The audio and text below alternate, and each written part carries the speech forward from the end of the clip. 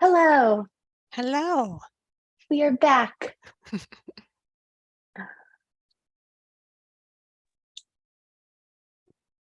Hello, hello. Hey everyone. Let me make sure that Hello again. we should be up and running.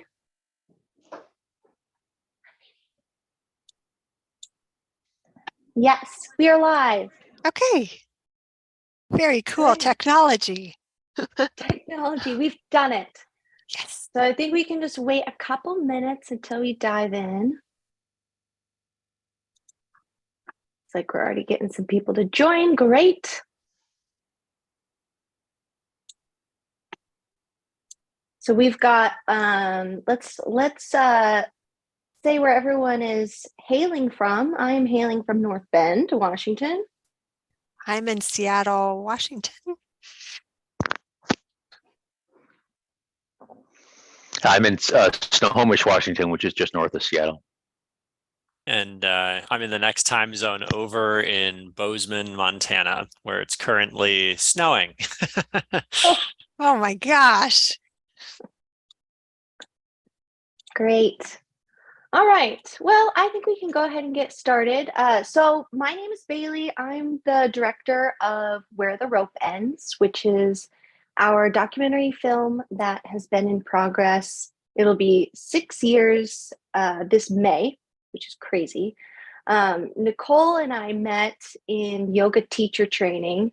And at the time, she was in a wheelchair. She had a bar holding her pelvis together, which she'll get into more details about how exactly that happened. But I heard more about her story. I work in film and was just completely captivated and just learned more and more about her, learned about search and rescue. We started this as what was going to be a short film for search and rescue, and it's just grown and grown and grown. And now it is a feature film, and here we are about 6 years later. So this is our first event to kick off our fundraising campaign, our first live discussion where we're going to go into detail about Nicole's accident and then hear from Chris and John with Search and Rescue about their role in it. So it's really cool because the film is set to release this fall, but this will give you an opportunity to really hear the details about what happened, which then in the film we go into, but then also we talk about Nicole's upbringing, Nicole's recovery, all of that. And so we are fundraising to complete the film. We've had tons and tons of volunteers and put in a lot of time, a lot of resources into this. And so if you're watching this on our Give Butter page, there's opportunities to donate there, but it is optional. Otherwise, if you're watching on YouTube, I also have the Give Butter link in the description. And so your donation is going towards the completion of the film, but also we have tons of exciting things once we release the film. So it's not just the film that you're donating to, but it's actually going to be used as a tool for volunteer search and rescue organizations around the country to raise awareness and an opportunity for them to raise funds. So with that, oh, one more thing. If you have questions, I will be monitoring the chat in YouTube. So please put those in there and I'll bring them up to the group. Okay, so with that, let's have everyone do some introductions, who you are, what you do, and your role and experience with the project. So Nicole, you can go ahead. Well, I am the girl who fell. I'm the girl the movie's about. I'm a trauma nurse here in Seattle, Washington, and really just an outdoor enthusiast. I grew up in the Midwest and moved out to the Pacific Northwest and was just captivated by the many opportunities to get outside in different ways than I could in the cornfields in Illinois. So that brought me to a lot of really interesting and exciting adventures, one of which being the topic of this film, which was a canyoning accident that I had, where these fine gentlemen helped me out of the canyon and got me back to safety. So that's just a little bit about my background.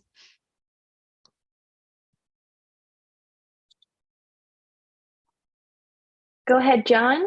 Introduce yourself. There we go. Is the audio working? Are we good? Yes. Excellent. So my name's John Morton. I'm a volunteer with the search and rescue team in Snohomish County, Washington, just north of Seattle. I've been with the search and rescue team, which includes our mountain rescue group in Everett, since 2000. And been during that time involved with many things, including our helicopter program and our rope rescue, where I'm an instructor. I'm in charge of our water rescue team, which includes a canyon rescue mission in this part of the world, particularly relevant to Nicole's rescue, and then a variety of other things along the way as I spend my time in search and rescue helping folks out. And so I was responding that day. I was not on helicopter duty, Chris was, but I was in charge of the overall ground mission that was supporting both the contingency to get Nicole out if the helicopter had not been able to do that, and also to get the rest of the party out that day.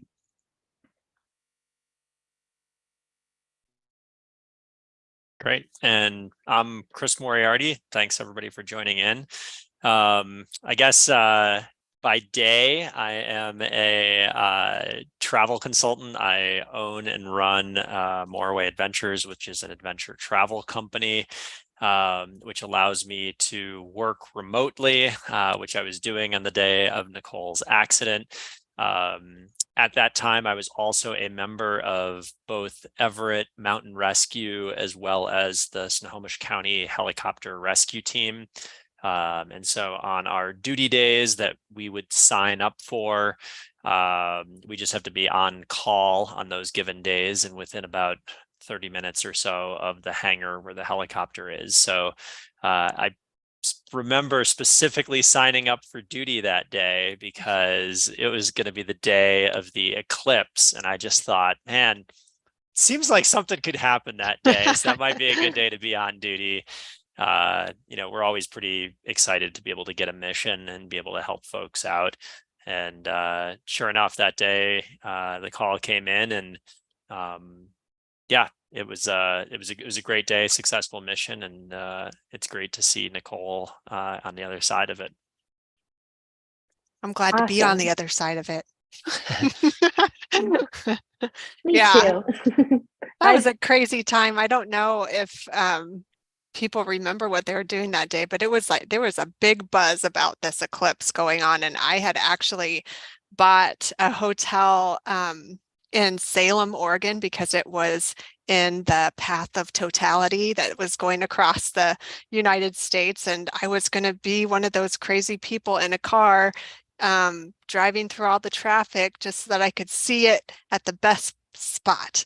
And then kind of last minute, I got a phone call from my girlfriends who were going to go do this canyon instead. And one of them she is hard to say no to. She's one of these people that's like, do you really want to sit in traffic for like hours on end with all of those people, or would you rather be out in a canyon hanging from a rope on a warm sunny day and just having this magical experience? And of course, you just kind of give up your hotel plans and go along with the cool kids. So that's kind of how it happened. We made plans. They had planned on going as a group of 3 other people about a week before they asked me. And so we all just met up about dawn that day so that we could get up to the top, hike up to where we would drop in. And we wanted to get there just about the same time as the eclipse was starting so that we could sit down and eat our snacks and really enjoy it before we dropped into the canyon that day. We had pretty good timing. We got there about 15 minutes before everything started, and we were able to sit down and get out our eclipse glasses and geek out on that and just enjoy some nice time with our friends in the middle of the woods and not be stuck in traffic. Sounds like a good plan on paper, but I know things ended up a little differently. And Nicole, one aspect of the story that I always thought was really interesting is this premonition that you had going into the day and the fact that you had a hotel booked and changed your plans. And so can you tell us a little more about what that feeling was?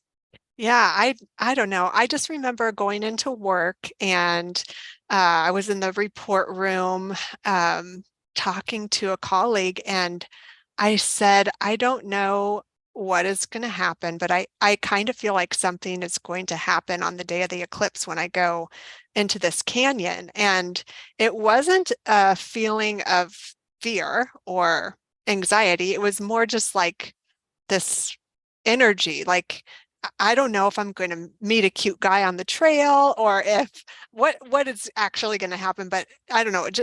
Very rare moments in life where I've had that feeling, but that was definitely one of them where I was kind of like curious what's going to Mhm. happen this day, you know, as I went in. And I remember as we were driving to the canyon, I told the girls I was climbing with that I had this feeling and they're like, yeah, something's going to happen. We're going to have fun, you know? They thought I was kind of crazy. And I won't give away any spoilers, but one fun aspect of the film is that we do dive into those other moments of Nicole's life where she had those that premonition.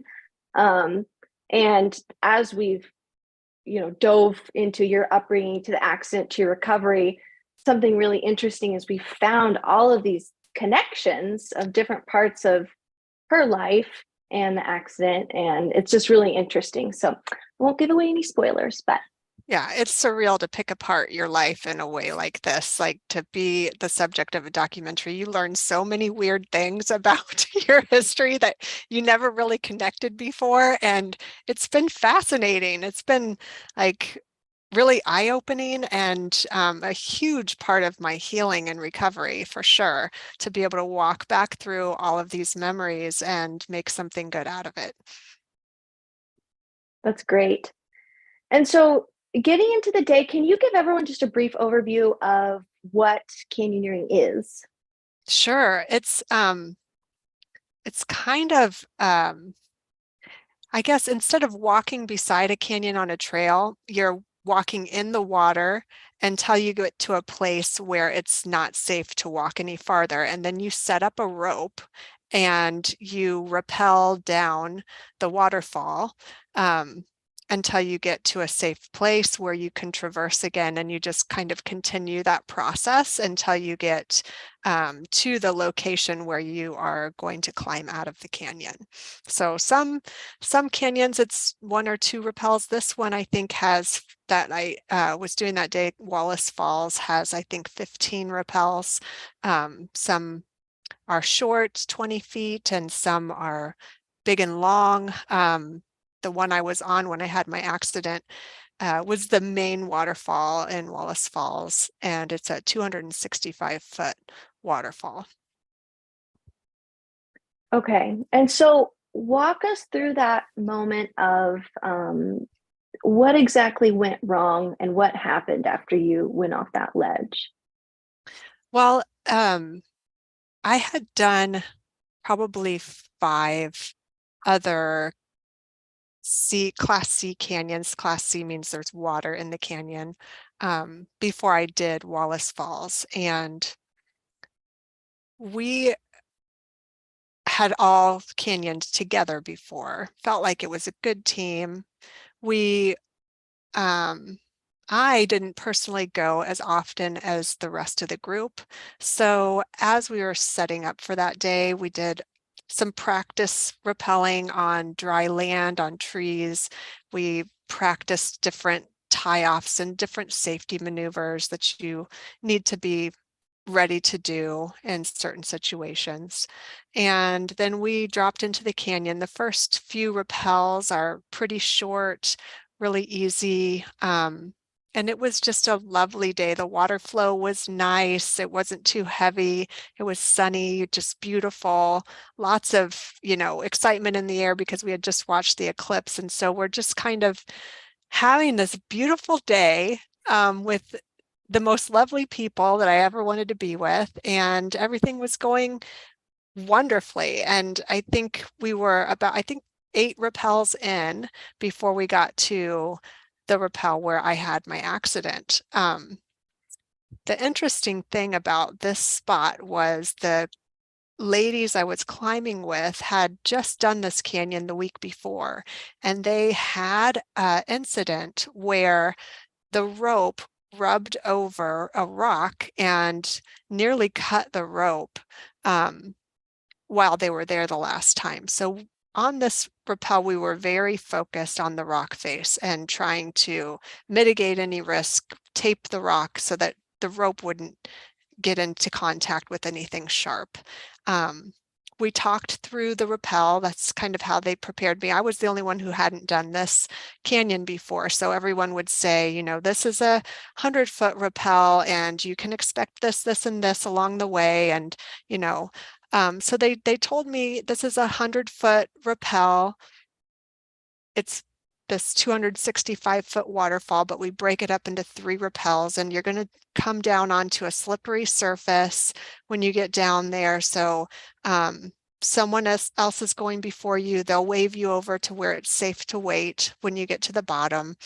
They said, you know, the first little bit of this rappel is going to be walking on a rock face, and then you'll drop over a ledge to a free hanging area where your feet won't be on the rock anymore. They said, expect to go a little bit faster down the rope because gravity is going to pull you down. So be prepared for when you step over that ledge. And I felt great because I had done 8 rappels before, nothing had happened. And so there I go. I'm walking down the rock face and I get to the area where I'm going to step over the ledge to the free hanging area. And when I stepped over, I wasn't prepared for the amount that gravity was going to pull on me. I just pretty much immediately started traveling down the rope a lot faster than I had expected and was unable to slow myself. I was squeezing the rope. The only way you can really stop yourself when you're rappelling is with one of your hands, you kind of squeeze the rope. And I was squeezing so hard that I was getting rope burns on my hand, and I didn't matter how hard I was squeezing, it just wasn't getting me under control. And eventually it burnt my hand so bad that my just gut reaction was to let go, you know, and then you're in big trouble because now you don't have a break. So both of my hands ended up above my head, gripping onto the rope. And in that moment, I knew that I had made a huge mistake. And there were, of course, things that I could have done to self-correct, but I think I was so gripped by terror that I couldn't think my way out of it at all. I knew my hand that I was using to control the speed down the rope was injured too badly to use that. I didn't know, I couldn't figure out how to tie myself off safely because as I was holding onto the rope, I'm still slipping down the rope. So I'm not in a controlled situation where I could do anything really, but just flounder. And it was all consuming, the terror. You just kind of, it becomes myopic. Your view narrows and all you can see is your hands on the rope and the feet and your feet hanging 100 feet off the ground. And I just kept looking up at my hands and back down at the ground, analyzing like, okay, I know as a nurse, I've seen people die from a 3-foot fall off a ladder. How in the heck am I ever going to survive this? You know, like I knew that this was going to be fatal if I fell. This was the end. And that realization brings you into even more terror. And I think some point along the way, I felt like I was choking. And I took in a big, deep breath. And in that breath, there was, they call it, you know, a vagal response. So you kind of can physiologically slow yourself back down if you activate these receptors inside of your body, and they're activated by deep breaths. I had a pretty extensive yoga practice before this, so I think when I took that breath, my body kind of naturally knew how to relax into that breath. And in that moment, that short moment, it was like a reset button was hit, and I was able to kind of get a grip and realize, okay, this is your final moment. And what do you want it to be? Because you don't have a choice, you know? So you can either sit here and freak out and flail to your death, or you can decide what you want it to be. And I didn't want to go out terrified. I just wanted to be able to be conscious of what I was doing in this last moment. And the only thing that came to me, the only thing that mattered was, if this is the last moment I have, I need my daughter to hear me say, I love you one more time. I need her to hear it like on her wedding day. I need her to hear it when she has her own baby. I need her to hear it in every moment that it's going to really matter, where she's going to really miss me. This is the moment I'm going to somehow make an imprint on the universe so that this echoes forever, because that was the only thing that mattered. So I just focused on that. I just closed my eyes and tried to just kind of reach her somehow. And it was the most beautiful experience, I think, to have been able to take control and to feel like this was my final moment and this was the way I was going to choose to go out, you know?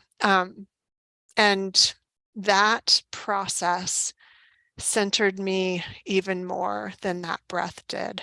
And when I opened my eyes, I was able to see beyond this myopic view, and my vantage point widened, and I could see a ledge over to the side that I couldn't see before when I was spinning out in terror. And I thought, you know, it's still going to be an enormous fall, but if I could make it to that ledge, I don't know, maybe I'll be able to come out of this. So there wasn't much thinking left, because I'm really kind of slipping farther and faster down the rope now. So I just kind of tried to swing myself out over that ledge, and I had to just let go of the rope and free fall. And it felt like, I don't know if you've ever been in a car wreck before, but you know, time just slows down and so many things happen in that moment. But I just remember saying, just, you know, let the fall take you, just be soft, just fall into it. Don't tense up, just land on your feet, just let it, just don't tighten anything, and just roll down your back, and whatever you do, don't hit your head. You know, I'm saying all of this as I'm falling through the sky. And I don't know how it happened, but that's how it did. I hit my feet first and rolled down my back and didn't hit my head. Knocked all of the air out of me for sure. I was extremely surprised that I was alive when I hit the ground. I didn't know how long I would be alive, but was just, I mean, I was certain as soon as I hit, that would be the end. And that was really just the beginning. From that point forward, was a horrendous battle to just stay sane and stay alive while we waited for search and rescue to come. Luckily, I was with a canyoneer who is cognizant enough about what he does to carry a rescue beacon, and he was able to activate that and get the wheels in motion for people to start heading our way. Amazing. Thank you, Nicole. That story never gets old. It's truly fascinating. And I mean, before we continue on with what happened next, I'm curious because Chris and John, with search and rescue, you all are the most efficient heroes. You're in, you're out. I know it's been expressed to us that a lot of the time you don't get to hear the stories about the people that rescued you. So hearing Nicole's experience in that much detail, like being the ones that saved her life, I mean, how do you feel listening to that? It's a different perspective for sure. I think that I can't speak for John, but at least for me, we put a lot of hours into training so that things become very secondhand. And I don't want to say mechanical because everything is different, but you're very precise, you're very efficient in all of the technical aspects of executing a rescue, especially on the helicopter team, because typically if they're calling a helicopter, something pretty serious has happened. And so you want to have as much awareness as possible when you get inserted as a rescue technician. And the only way that you can have that awareness is if that you're so practiced with everything else that it becomes automatic, not so automatic that you're complacent, but automatic enough that you feel super comfortable, operating around a helicopter that's making a lot of noise and wind, and it's a big dangerous machine. But you can continue to have situational awareness to keep yourself safe in this new environment, to keep the people that you're rescuing and working with safe, to keep your teammates safe. You're typically going in with a medic. And so to hear all of this, when you go on missions, everything feels, the only word that comes to mind is mechanical, and that's probably not the best word for it. But I almost look at it as emotionless. Like I'm really trying to be calm, composed, and just think what's next, so that we can get them out. And so to hear Nicole's side of it, there's so much emotion and there's so much awareness of what's going on, and so much emotional stimuli that's happening. It's a very different situation that I'm not used to either hearing or experiencing on a rescue. And so it's very interesting to just hear that. I'm so grateful that she was okay and that all of this turned out really well. And it's very it just reinforces how important safety is, because things can really change in a blink, and go from a totally super fun day, and in the space of 10, 20, 30 seconds turn into something that is absolutely life altering. So yeah. Yeah. Well, my experience as a nurse is very similar. I mean, I'm always in these kind of situations where people are on the edge of life, and the brain can only completely process a finite amount of things, and we as the people rescuing have so many obligations to keep our eye on the ball on the things that matter to keep this person alive. And it's not that we don't want to be in the emotion with them, but it's just it's too much to add on to the already overfull plate of things that you're dealing with. So some people call it a protective mechanism that they use when they deal with these, traumatic events. But I think for me, it's more that I just can't process anything more than what I need to process to keep them alive, And then after the fact, I can come back to the emotional side and reflect on all of that later. But in the moment, you have this much space to wiggle in, and you're trying to figure out, if there's anything else you should be doing. Could I be doing something better? And just trying to have the best outcome for the person you're serving. Yeah, I'll just say one thing that I want to hear from John too, but the thing that always sticks with me came from my EMT training.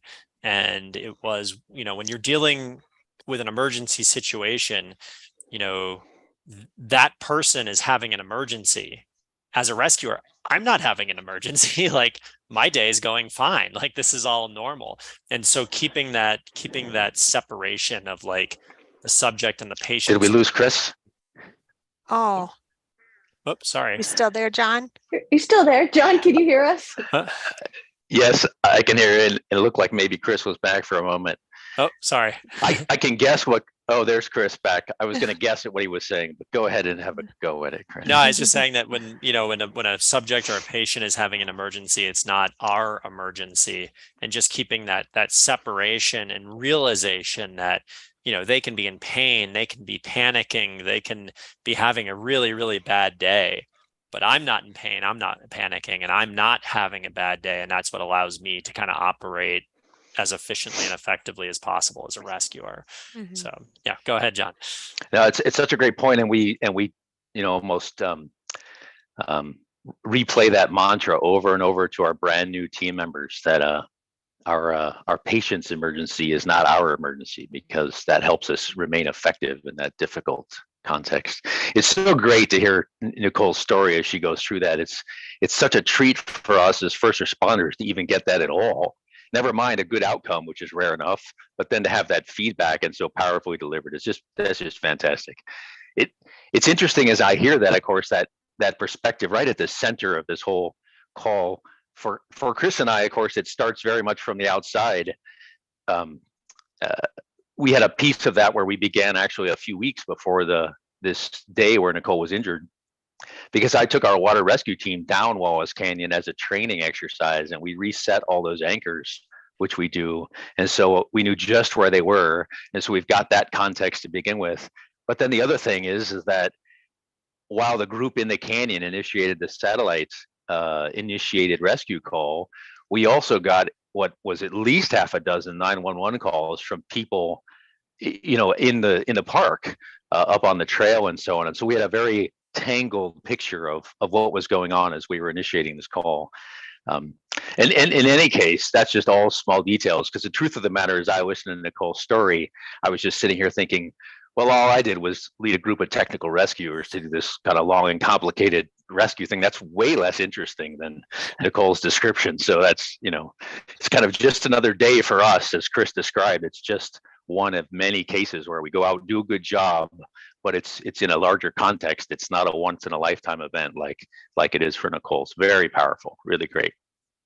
Well, I was lucky enough to be with a couple of trauma nurses when I had my accident, but we are people who work with lots of equipment and lots of doctors and lots of imaging and lots of medications. And to be in a situation where you don't have any of that, as a healthcare professional, it is the most, it just undoes you. You know, you don't even know, there's nothing you can do. I mean, I think for about 4 hours, I would say, I've got to move. I can't stay like this anymore. But they knew that I had a spinal cord injury. They had to keep me still. And one of the nurse friends would pick up my arm and move it just 2 inches over and say, is that better? And I'd be like, yeah, that's okay.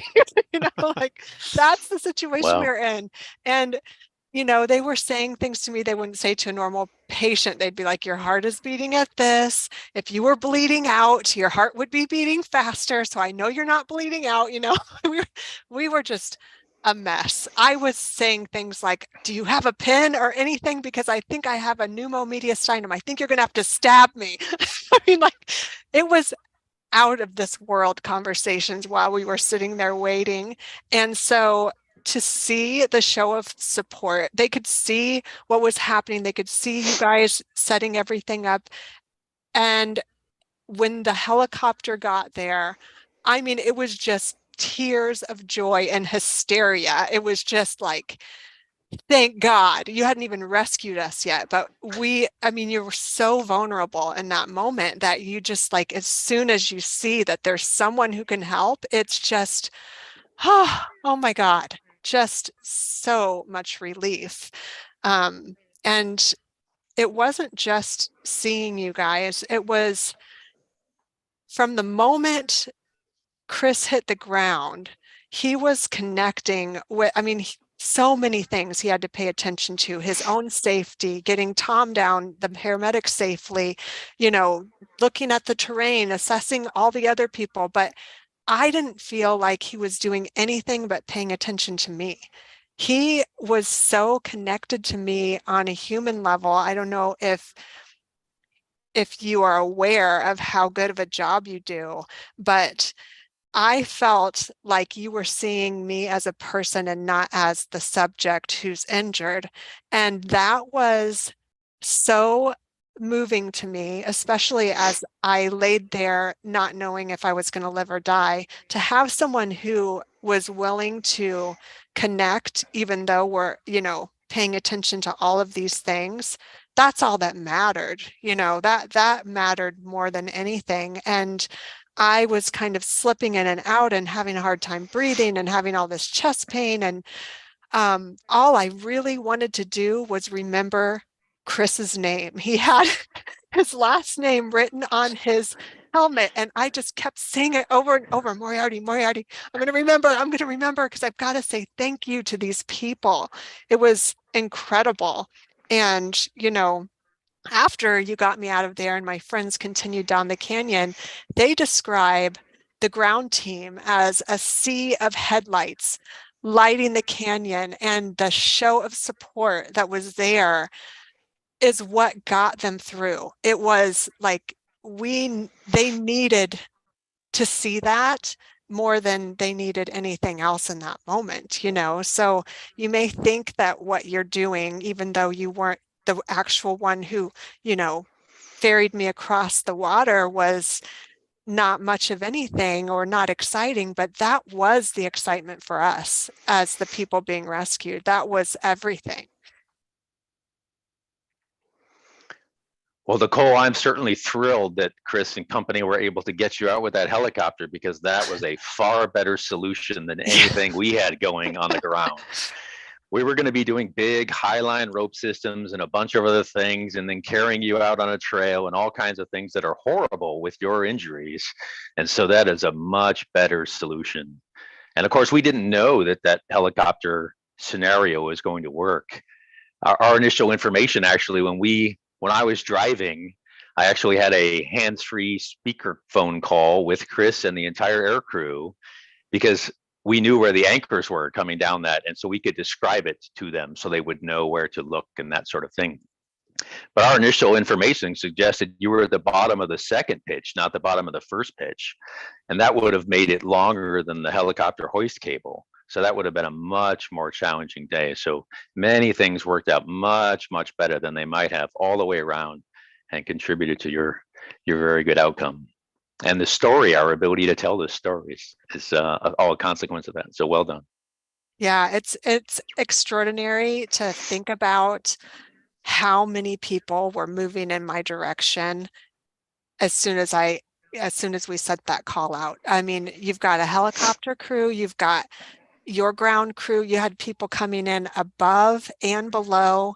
Like it was an extraordinary amount of people, and no one knows who is going to be the one to rescue the subject until the helicopter gets there and you can determine if it's a safe extraction or not. So you have to pretend like you're the one and just keep going after it. And it's just fascinating how many people are willing to devote their time and energy and effort on their off days to rescuing a silly girl like me. Like it's profoundly inspiring. And with my injuries after my accident, this movie is the way that I say I'm a volunteer for search and rescue. But yeah, the amount of training that it takes to stay as competent as you guys are out there. I know how much training it takes because I work in a hospital system and we practice these drills too, but in a much more controlled environment. And it was spotless. It was just unbelievably well orchestrated. And it was obvious that you guys knew what you were doing and had worked together and had practiced this many times for it to go as smoothly as it did. So I know there's hours and hours of training that goes into this. But for people that like to be outside and like to hang out with cool people while they're doing it and learn new skills, like this is a great gig for people who are into outdoor stuff and want to like be as safe as they can in these environments. You get a built-in buddy system and built-in training, and then you get to go rescue some people too. So that's pretty awesome. And I just want to emphasize for people that are watching that aren't aware, we're hearing about how many people were on site for Nicole's rescue, obviously how highly trained everyone is. But I just want to emphasize that search and rescue is volunteer, which is crazy. And I had no idea going into this, hearing about Nicole's story, that you all were volunteer. I assumed that it was just, a part of the police system or whatever. And so it differs by county or by state, but in Washington, and please correct me if I'm wrong, but all of the search and rescue chapters are volunteer. Is that correct? With the exception of things like national parks, so Mount Rainier, Rocky Mountain National Park, they have their own rescue agencies. But in general, in the U.S., search and rescue falls under the auspices of county sheriffs, typically, and then that is mostly staffed by volunteers across the nation. Yeah, so there's very, very, very few paid search and rescue, and most of that it does revolve around the national park system, but otherwise it's volunteer. Amazing, thank you. It is amazing. And then, for the vast majority of these organizations, the only way they they survive is by the kindness of others. You need people in the community that are willing to support monetarily and otherwise to keep these things going. I don't know. I mean, I've had my own theories about what the world would look like if search and rescue didn't exist, but what is your theory on that? Like, if we didn't have a world with search and rescue in it and the government or someone else was in charge, like, I don't know if that would you could even call them. Like, could you call the National Guard for a rescue and like have that actually be a successful thing when there's so much land to cover and only a finite amount of resources to use? I mean, I don't think the majority of people would have anyone even show up. Yeah, it's difficult to theorize on that. There are situations and circumstances where higher level capability is needed, and certainly the military, National Guard have helicopters that are far more powerful than what we have in Snohomish County. It's not always necessary to escalate things to that level, and certainly that's not their primary mission. So they are not specifically training for those types of rescue missions, whereas we are. What that would look like if the volunteers didn't exist, I mean, you'd certainly have a lot more fatalities and poor outcomes for people in a lot of these places. Response times would probably be much longer if you're not having the most localized resources responding. You can imagine that the things would be a lot worse. There'd be a lot poorer outcomes in a lot of these scenarios, is what I would envision. But it's tough to speculate. I'm just grateful that there's enough people out there that are willing to kind of put the time in, get trained, and execute on this. And I appreciated Nicole's words, but truly, I just felt like I'm my piece in all this, I'm standing on the shoulders of giants, right? The people flying the helicopter have hundreds and hundreds, if not thousands of hours of flight time. All the training that we put in, all the teammates that you didn't see that were out there. It's easy to see me with my name on my helmet, but all the people behind me that allowed me to get to be in that position are equally, if not even more important. And all I can do is try to be the best representative and execute my skills in the best way possible in the field. And I think that there's a lot of people that are just like that throughout all of search and rescue, and it truly is a team effort. Some days you're lucky enough to be the tip of the spear, they like to say, but we all take our turns pulling weight and helping everybody achieve the mission, which is what really matters in the end. Yeah. John was over there doing all of this fancy rigging. I never even met him until about a year ago. There's so many aspects of this that I wasn't aware of until I really started kind of, working with Snohomish County with this film and learning more about it. And it's so eye-opening to see how many things you're missing that you wish you could have said thank you for in life in general. You've done great with that here. Yeah. Yeah, you're covering that waterfront very nicely here. So well done. Yeah, from the perspective of the folks on the ground, we had not just one, very significantly injured patient, but we also had the rest of the group that we had to get out. And of course, we can imagine that they've had a very difficult day themselves. They're not going to be on their best mental game as they go through what's the remainder of a technical canyon, that sort of thing. Now, of course, it's getting dark, all the things that are stacked against them. And so, we ended up with a, multi-hours long extraction exercise to get them safely to something like a trail, and then up to the real trail, and then out, and then back to pavement and all that stuff. And unfortunately, all through that time, we did not know, nobody knew whether Nicole had even survived. All we'd heard over the radio was that she'd arrived with vital signs at the emergency department. And that's, arriving at the emergency department with vital signs isn't really a euphemism for full success for transporting a critical patient to that medical care. And so, all through that long evening and night as we got everybody out, nobody knew what that outcome was. So that was just part of the tangle. It was so cool. Difficult on the group as well as the rescuers. So, oh yeah, go ahead. It's really awesome for me to hear later on that there was a search and rescue member assigned to each one of my friends as they walked out so that they could help them process and just have that one-on-one person to kind of just let it out to, and it's those kind of like details of the story that humanize this so well, and I think it makes it such a fascinating story that we're not just going out there and getting people out of a canyon. We're going to connect with them, and we see them as another human being standing in front of me that's suffering, and I'm going to do whatever I can to try to relieve some of that. And it's a brave thing to stand with someone who is struggling that much and to just be that person, to be the sounding board.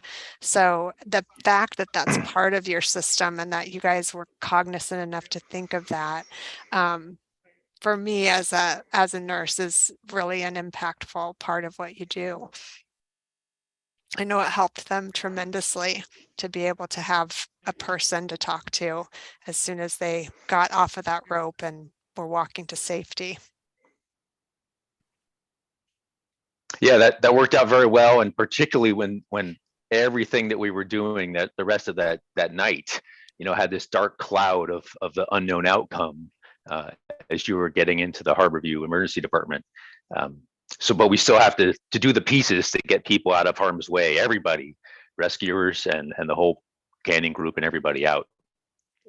And it took a while, but we got that done, despite the fact that I think it was a difficult evening for everyone because we knew that the injuries were serious and didn't know what that was gonna lead to. Mm-hmm. And then once they all got to the parking lot, the first phone call I got from one of my friends was, "Are you okay?" And I'm like, "Yeah, I'm in the emergency room. I'm going to go to surgery." She's like, "You won't believe it. There was a food truck in the parking lot, a volunteer that pulls up with hot coffee and stuff for us." And we just we're about to cry. We're so supported and so happy that we're safe and we're out of the canyon, but then to bring hot coffee and just the little details of this is just over the top cool. I just think this organization is, if you're going to support something, I mean, like this is a top-notch kind of gig we have going on here. Rescuees and rescuers alike all love the food truck. I Yeah. can't tell you how nice it is to come out of the field. Everyone loves the food truck and the food truck crew. Yeah, totally. Yeah. Best position ever. It's like being a florist, right? Everybody's Yeah. always happy to see you. And that's a great opportunity for people to volunteer in a way that folks don't even think about. Completely non-technical. You don't have to be an athlete. You don't have to be a backcountry enthusiast even. But someone who's willing to and do that job and set out that food and have praise heaped upon you, which they do all the time. It's a good gig. Yeah, that's another great. cool thing about search and rescue, I think, is that there's something for everybody. Like there's so many different teams. You've got equestrian teams and dog teams, and you've got like, I don't know, all drone operators, and like, I mean, there's just so many facets to this thing. And if you don't like have the skills to be out doing those kind of things, I can tell you one thing they really need is some marketing expertise. If anybody has any marketing background, it'd be great. If you want to spend your time helping the search and rescue guys, tell everybody how cool they are, because there's a lot of people that know how to rescue, but not a lot of people that specialize in marketing and that kind of thing for these people. Yeah, that's That kind of is something absolutely true. That's what we've learned with this process of creating the film. And so I want to go into next steps about what our intentions are with the film and how to support search and rescue, because we've got 9 minutes left. So even though we didn't get into Nicole's experience on the ledge for 4 hours and the actual rescue mission, which is so cool, so we'll just have to save that for the film when you have a chance to watch that when it's released this summer. But so, yeah, I mean, our goal has always been, like we said at the beginning, to raise funds and awareness for search and rescue. And so we thought we would, package up the film, get some social media assets, things like that, and then hand it off to all of these search and rescue chapters around the country.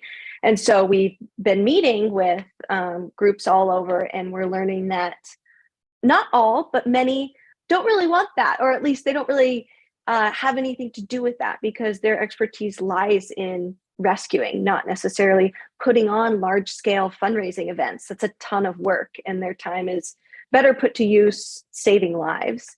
And so we're looking for volunteers, for sponsors, for hosts to help us get this film out into the world. Right now, we're brainstorming a potential nationwide live event that would happen next year for National Search and Rescue Awareness Week, where people would have the opportunity to watch the film and support their local search and rescue chapter. And also we'll be having a lot of in-person events all around where those local search and rescue chapters will hopefully be there to chat with you all and hear about how you can volunteer and what sort of opportunities there are. So, I mean, Chris and John, like, can you, how would a successful event benefit your organization? Like, can you talk about kind of your need for fundraising? I think there's always a need for funds. I mean, funds will constantly be put to use for gear, for trainings, to be able to help support volunteers that want to travel to national conferences where they share best practices. I mean, it's just like any other organization, except it's not a commercial enterprise. We rely on outside funds to be able to support it. But when you're striving for excellence, you're constantly trying to figure out what is the best way that we can execute rescues.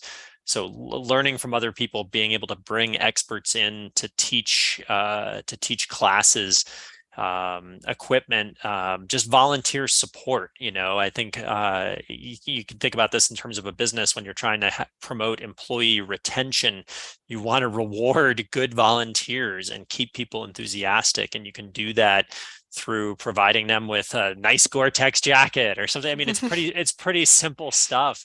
But all of that costs money, and any way that we can bring in funds to help support those volunteers, to make them feel valued, to feel part of an organization, and to be top-notch professionals by giving them access to continuing education and best practices, it all really, really helps. I mean, those are just kind of the things that come top of mind to me. Chris described that very well, of course. Essentially, our two critical assets are the donations, the monetary resources that we get from support within the community and outside as well. And the second one is the time and energy of our people. And so, if folks are able to contribute any of those, then it's going to end up, benefiting our mission. And there's opportunity to do that throughout the areas where people live. That it's not uncommon at all to have these sorts of organizations in your area. It's not just around the Seattle area. It's not unique at all in that regard. And donated funds and member time and energy are always going to be the big elements of getting that job done. And I think coupled with that, we always think about, I mean, John and my instincts, I think, are always to think about like the technical aspects of things and technical rescues in alpine environments and helicopters and swift water and that sort of thing. But another really important element of search and rescue is just community outreach and education, trying to engage with the public and educate them on how to recreate responsibly in the mountains, in remote environments, how to keep themselves out of danger as much as possible, and how to, if they do find themselves in a situation, how they can help us, knowing where they are, simple things, telling somebody where they went. All of these things can help promote better outcomes, avoiding accidents and promoting better outcomes. And so volunteering your time to even help with community outreach, you don't have to be a super skilled rock climber, rigger, helicopter person in order to be able to do those things. And again, other roles that you may not even be aware of, like John had mentioned with the food truck. I mean, who would have thought that, slinging burritos at 3 a.m. could be this game changing role that you can provide. It's huge. I mean, it's absolutely huge. So there's all sorts of different ways to be involved. And I would just encourage anybody out there, we're all better when everybody contributes something to the community. So if this is something that might speak to you, I highly encourage you to either give your time or treasure to help support search and rescue. Mm-hmm. Yeah, I think it's really easy to lose track of all of the good things that are happening in the world with what you hear in the news and just the way that life has been lately. And this is a really easy way to have a constant remander that there's still good people out there doing good things and humanity will win. I think my interaction of just being able to be fortunate enough to be around these volunteers on a regular basis has inspired my life in ways that will forever change me. And I want to share that with you all because I think we could all use a happy spot in our life, and this one works great. I'm just saying. Awesome. Great. Well, thank you everyone for tuning in. I hope that this inspired you, and we are going to be potentially continuing more of these live discussions. We're busy working on the film. We're busy with distribution, but if you found this inspiring and entertaining, please let us know. And we have more topics that we'd like to explore, like Nicole's perspective as a nurse being the patient, also going into the mindfulness side of things and recovery. Anything else, Nicole, that I'm missing? Any other topics? Oh, we have a whole hours and hours and hours of unused interview footage. So many topics that we wanted to include in the film, but you've got to make it a little bit more concise than 5 hours. So, Mhm. so we have so many things that we could talk with you about.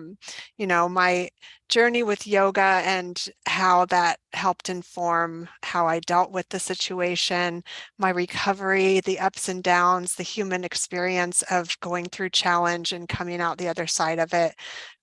Just how I'm not even the same person I am today as I was the day before the accident. I mean, these kind of things, they change you at your core, and it's fascinating to see what happens on the other side of a major life event. I think we'll all have one or two in our life. We'll all lose someone we love, or, you know, have unfortunate situation in our life that we deal with. And it's nice to hear about how someone else walked through it. And hopefully that can give you some tips on things you might be able to try on in your own personal journey. Absolutely. So if you were inspired by this and you feel like donating towards the film, we are so grateful for that. Otherwise, we hope you just learned and can apply some of these themes to your own life, or just now you know about search and rescue and how incredible they are. So we will be hopefully continuing these live discussion series as we gear up to launch the film this fall. Follow our social media. We're on Instagram, Facebook, Twitter, and we also have a newsletter, which you can sign up for on our website, which is www.wheretheropeends.com. Yes. So thank you so much. And yeah, follow thanks our everybody for progress. coming, and thank you so much, John and Chris, for Yeah, thank joining you us guys. today. Thanks for Always great to including see you us. guys. Thanks.